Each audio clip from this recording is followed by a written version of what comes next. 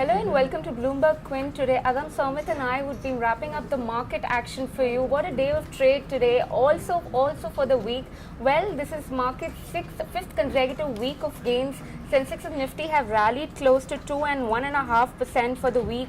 Mid-cap index has ended up with gains of 0.79%, while the small cap index has also gained close to 1% now.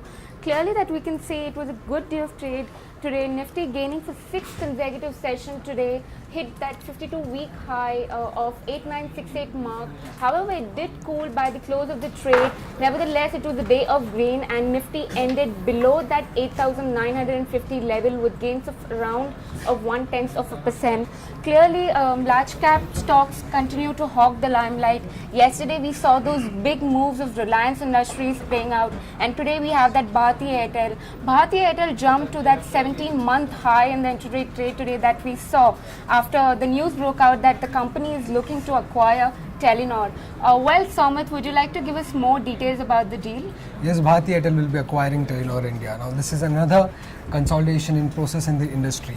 Now, the main rationale behind this acquisition is to get the 1800 megahertz band 4G spectrum that Telenor India has in 7 circles. Now, Telenor India has around 43.4 megahertz of spectrum in Andhra Pradesh, Bihar, Maharashtra, Gujarat, Uttar Pradesh West, East and Assam. Now, the value of this spectrum is close to 5,200 crore rupees according to the auction determined prices.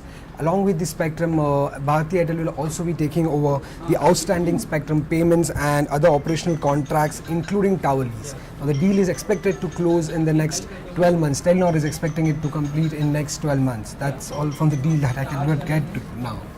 Okay, also besides the market touching that 52-week high in the intraday trade, we also had the FNO expiry. Agam, would you like to take us through the action that played out in the space? Sure. So what's really happened in the FNO space is that firstly, when it comes to rollovers, they've been more or less in line with the previous 3-month average, which means that, excuse me, particularly in the last 3 days, we've had more traders being a little more confident about carrying the trades ahead in the next settlement.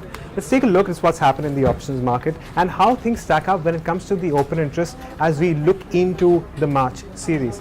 So when it comes to OI, there is 9,000 call. That's the upper end of the range, at least for now. And on the downside, we have 8,900, but we are more likely to see 8,700 stand out with respect to a lower end of the range.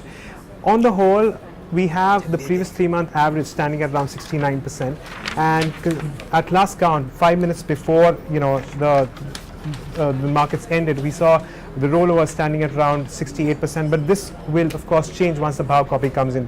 And on the whole, it certainly has been a better day and a better series as far as some of these rollers are concerned. Okay, coming back to the markets where we were talking about the large cap movers that actually moved well for the market. So yesterday it was a day of Reliance Industry which came close to the 8-year high. Today it was a loser on the exchange that we see. It was one of the top losers ending with losses of around 2%. However, the gains were led mainly by the telecom stocks, while IT also took the charge. All TCS, Wipro, Infosys were all ended up with gains of around 1.5% to 2%. Idea Cellular turned out to be the steady runner. It ended with gains of around 6.5%. Bharti Airtel too, after the acquisition news seen in the morning, cooled off. Nevertheless, it turned out to be the top gainer and ended up with gains of around 1.5%. That's that in terms of the large cap stocks. Would like to know more about what transpired in the broader market.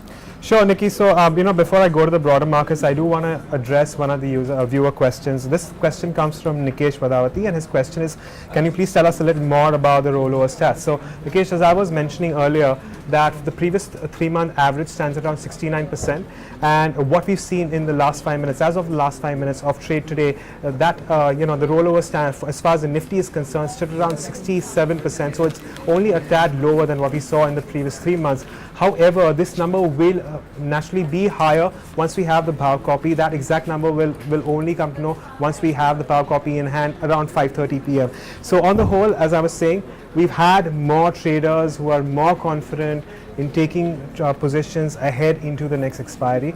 Now on the whole, it's been a fairly encouraging number because anything above 65-70% is usually a positive number as far as your confidence of the traders is concerned. But once again, I'll move on to the broader market. So when it comes to the broader markets, we're looking at about 3 gainers for 4 losers. To address some of the key gainers, we have RBL Bank, which has moved up 7%. It's followed by Jyoti Laboratories, and of course there we had news where Henkel is carrying out due diligence in order to buy stake in the company.